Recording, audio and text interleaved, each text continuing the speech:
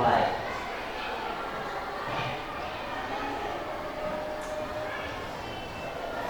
Berdoa selesai. Oke, ibu absen dulu ya sebelum kita mulai. Agis Adeyanti, Budi Putra Ramadan, Hadir. dan Miss Satria Asmi. Oke ya. Kita jargon dulu ya. Masih ingat dengan jargon kita? Masih ya? Gimana? 10-4 Pasti bisa. Pada pertemuan kali ini kita akan membahas tentang berpikir komputasional. Oke, biar tambah semangat lagi nih, kita ice breaking dulu ya. Silakan berdiri sebentar. Oke.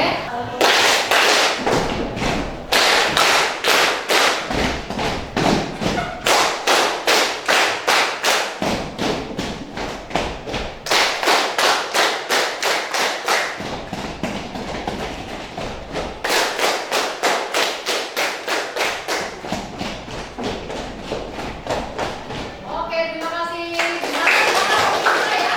10-4 Oke, terima kasih. Oke, sekarang kita akan membahas. Ya, ini apa judulnya? Berpikir komputasional. Pertemuan kita kali ini kita akan membahas tentang apa itu berpikir komputasional. Masih pada mata pelajaran coding dan kecerdasan artifisial. Sebelumnya ya, aku akan membacakan dulu tujuan pembelajaran kita kali ini. Yang pertama adalah peserta didik dapat memahami konsep berpikir komputasional. Kemudian yang kedua adalah peserta didik dapat mengidentifikasi komponen-komponen apa yang terdapat pada berpikir komputasional. Dan yang ketiga, peserta didik dapat menerapkan konsep berpikir komputasional untuk menyelesaikan permasalahan sehari-hari. Oke. Nah, kemudian apa itu berpikir komputasional ya? Sebelum kita kesini, Ibu punya video, silakan kita simak bersama ya.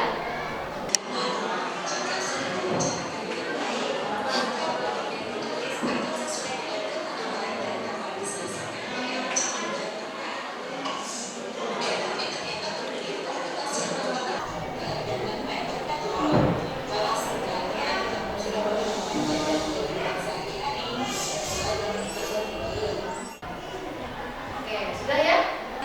Berpikir komputasional itu adalah cara berpikir yang digunakan untuk memecahkan masalah secara sistematis, logis, dan terstruktur. Coba itu nanya, di sini ada yang tidak punya masalah? Nah, kalau tidak punya masalah berarti tidak hidup ya? Iya, berarti semuanya pasti punya masalah. Oke, nah kita di sini pertemuan kali ini kita akan membahas masalah, gitu ya. Kemudian untuk lebih memahami, nah tadi sudah kita udah simak video bersama. Nah, tadi dalam video tadi ada berapa? 4 ya? Ada 4 komponen tentang berpikir komputasional. Yang pertama adalah dekomposisi. Yang kedua ada ini dulu ya, jadi pattern recognition. Ada yang tahu ini artinya apa? Pattern recognition? Pengenalan pola. Ya, ada pengenalan pola yang ini dekomposisi ya. Tadi ada masalahnya apa. Kemudian pattern recognition adalah pengenalan pola. Kemudian abstrak ya, yang abstraksi, dan yang terakhir algoritma. Nah, di sini nih kita bahas satu persatu untuk dekomposisi atau decomposing tadi ya. Itu adalah tahap memecah masalah yang besar dan kompleks menjadi bagian-bagian yang lebih kecil dan lebih mudah dikelola. Tujuannya adalah agar lebih mudah dipahami dan diselesaikan karena masalah dipecah menjadi sub masalah yang lebih kecil. Jadi kenapa kita harus memecah masalahnya itu kecil-kecil supaya kita bisa menyelesaikan satu per satu. Itu namanya dekomposisi. Yang kedua tadi adalah pengenalan pola ya, yaitu mencari kesamaan atau pola dalam data dari masalah-masalah yang telah dipecah tadi. Kira-kira polanya apa ya? Kebiasaannya apa ya? Pola itu kebiasaan.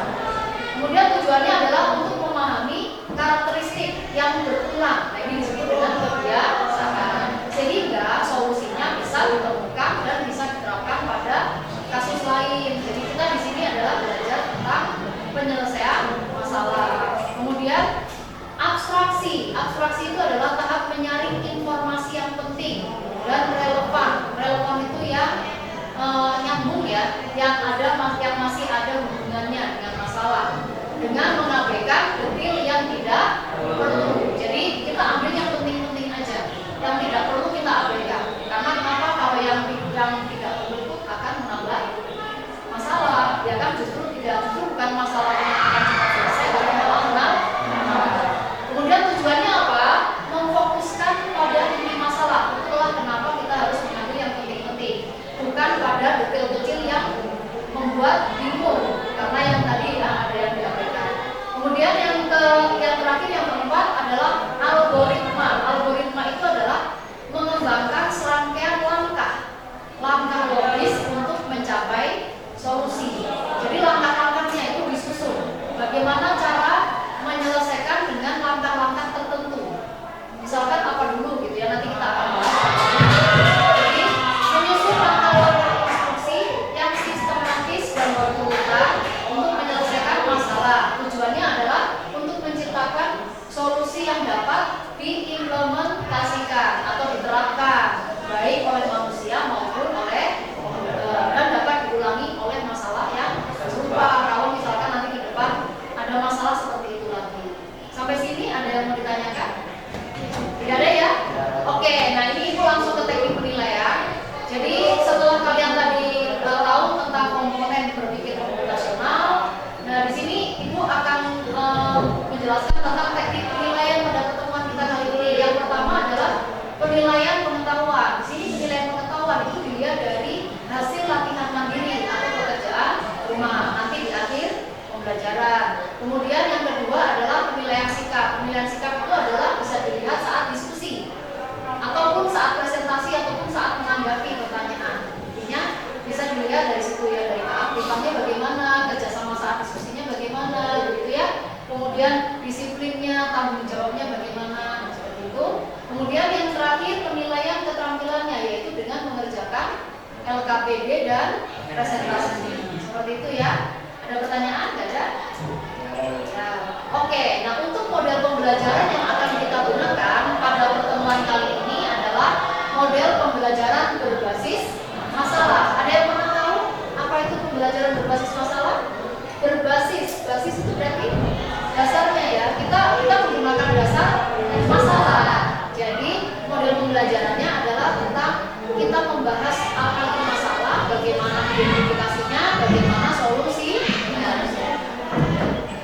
Nah, silakan kalian duduk berkelompok sesuai kelompoknya masing-masing. Apakah sudah duduk sesuai dengan kelompoknya? Sudah. Oke, sudah ya.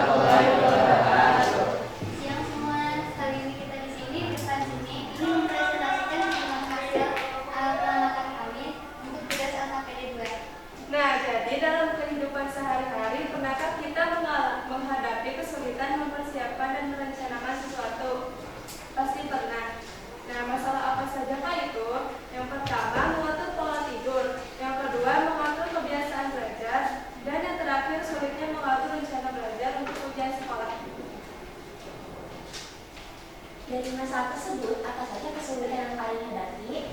Yang pertama, setiap mata pelajaran memiliki materi yang berbeda kesulitannya dan membutuhkan waktu belajar yang berbeda-beda. Yang kedua, harus mengatur waktu atau kegiatan ekskul 2 kali dalam seminggu yang dengan waktu berbeda-beda. Yang ketiga, waktu istirahat harus diupayakan untuk cukup. Di sini pun ada juga kebiasaan yang kita lakukan sebelumnya.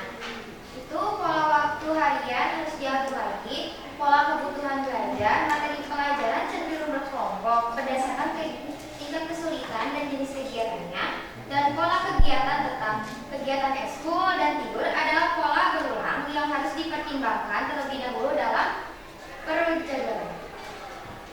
Abstraksi, catatan informasi yang penting dan relevan dengan inti masalah yang saya hadapi, dan juga catatan informasi yang bisa diabaikan. Data penting, data nama pelajaran, atau daftar atau topik dari permasalahan yang membuat kesulitan. Data tidak relevan atau bisa diabaikan, warna cover buku atau pelajaran, merek atau jenis pulpen yang digunakan, makanan ringan saat belajar. Selanjutnya, algoritma, susunan langkah-langkah sistematis untuk menyelesaikan masalah tersebut. Yang pertama adalah menentukan mata pelajaran yang akan diujikan, kemudian menentukan nilai, lalu menentukan materi yang paling sulit, kemudian menghitung hari atau minggu hingga waktu ujian, menentukan jam belajar setiap hari, memilih metode pelajaran yang efektif, lalu mereview materi yang sudah dipelajari, dan menggunakan soal latihan untuk mengukur progres. Kita ke kelompok 3, silakan. Assalamualaikum warahmatullahi wabarakatuh. Waalaikumsalam warahmatullahi wabarakatuh. Halo, selamat siang semuanya. Kami dari kelompok 3 akan mempresentasikan hasil diskusi kami mengenai tema masalah, yaitu memilih rute paling cepat untuk ke sekolah. Nah, yang pertama, dalam kehidupan sehari, pernahkah kalian menghadapi kesulitan mempersiapkan dan merencanakan sesuatu? Pastinya juga pernah atau sering ya. Lalu jika pernah, masalah apa sajakah itu? Misal dari tema kami, yaitu terlambat datang ke sekolah, lalu tersesat di jalan yang kayak misal ada rute yang anggapannya itu paling cepat tapi malah tersesat di jalan. Lalu yang kedua, dari masalah-masalah tersebut, pilihlah satu masalah dan mari kita diskusi bersama. Lalu yang pertama, dari komposisi. Dari masalah tersebut, apa saja kesulitan yang kalian hadapi? Yang pertama, memetakan rute yang mungkin dari rumah ke sekolah. Yang kedua, belum bisa memperkirakan waktu tempuh dari rumah ke sekolah, macet atau tidaknya. Setelah itu mengenali pola, amati apa saja kebiasaan yang dilakukan sebelumnya. Yang pertama, pola waktu kemacetan. Kemacetan memiliki pola waktu berulang. Contoh, macet parah antara jam 6:15 sampai jam 7 pas. Yang kedua, titik hambatan. Setiap rute memiliki pola titik hambatan. Misalnya, rute A selalu melewati lampu merah. Rute B tidak ada lampu merah tetapi jalannya sempit. Yang ketiga, pola optimasi rute yang terpendek. Yang keempat, jarak belum tentu tercepat waktu karena adanya hambatan yang dapat diukur. Contohnya lampu merah, belokan, dan kecepatan rata-rata. Baik, selanjutnya ada abstraksi. Catat informasi penting yang relevan dengan masalah yang kalian hadapi, dan catat juga informasi yang bisa diberikan. Informasi yang penting bisa dengan nama rute, jarak rute dalam berapa kilometer, waktu tempuh yang lama, faktor penambahan waktu, dan kondisi lalu lintas. Lalu ada variabel yang bisa diabaikan, yaitu jenis kendaraan yang digunakan, warna bangunan, dan makanan yang dibawa. Ada juga logaritma. Susunlah langkah-langkah simetris.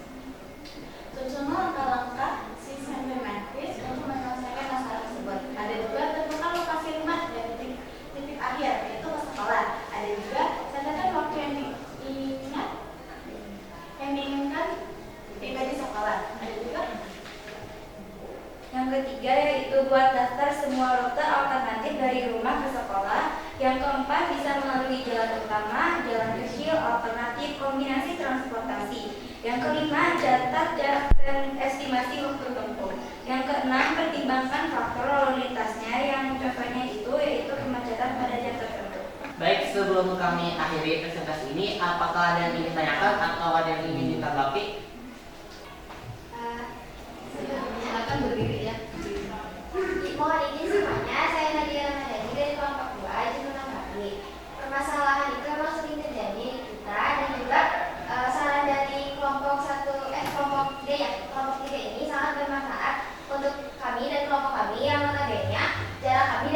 rumah ke sekolah itu lumayan jauh, dan saya berterima kasih juga untuk sarannya sehingga saya dan kelompok. Terima kasih. Ada lagi? Oke, dan saja. Sekian dari kami, kurang lebihnya mohon dimaafkan. Wassalamualaikum warahmatullahi wabarakatuh.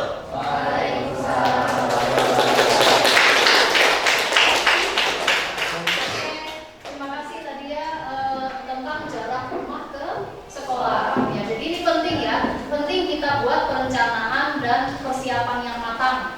Karena pasti kita tiap hari berangkat sekolah dari mulai kita kecil ya, udah berapa lama, berapa hari ya kalau kita menghitung.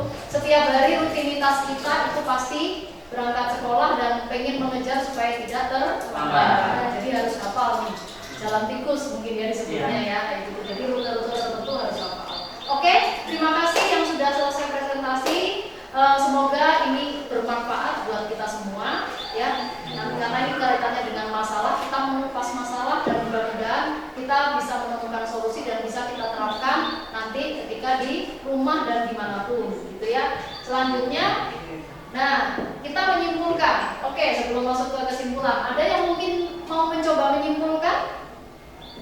Oke, silakan kelompok 2. Saya yang dari kelompok 2 ingin menyimpulkan dari materi yang tadi kan ada dekomposisi, pattern recognition, ekstraksi, sama algoritma. Ternyata itu tuh emang beneran bisa nyelesain masalah dengan cara yang berurutan.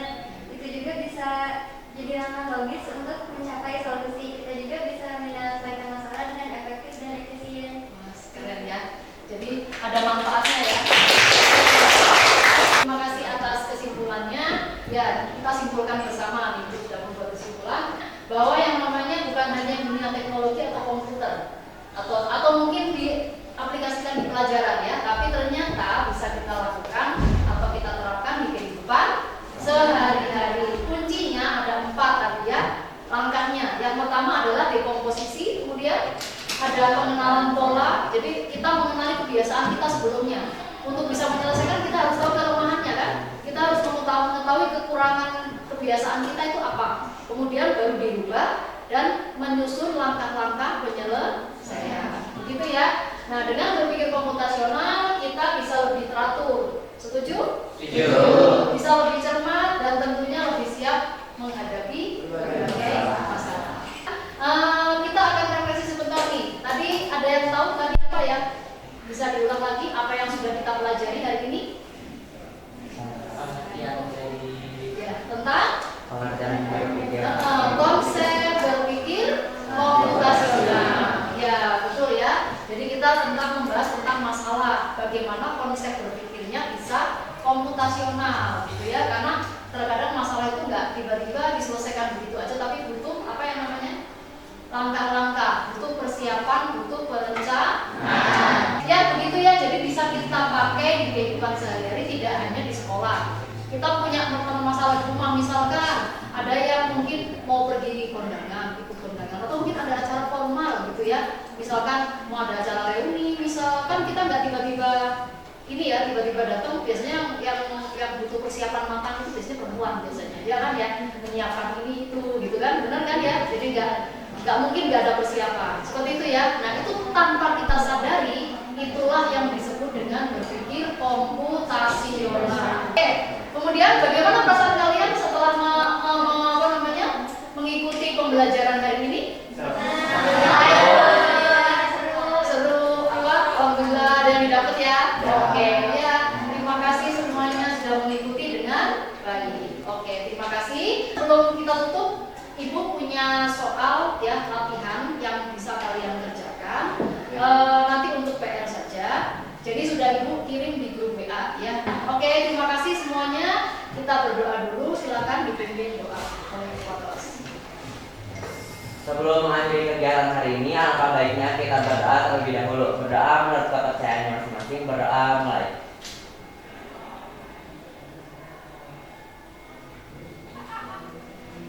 Berdoa selesai. Beri salam. Assalamualaikum.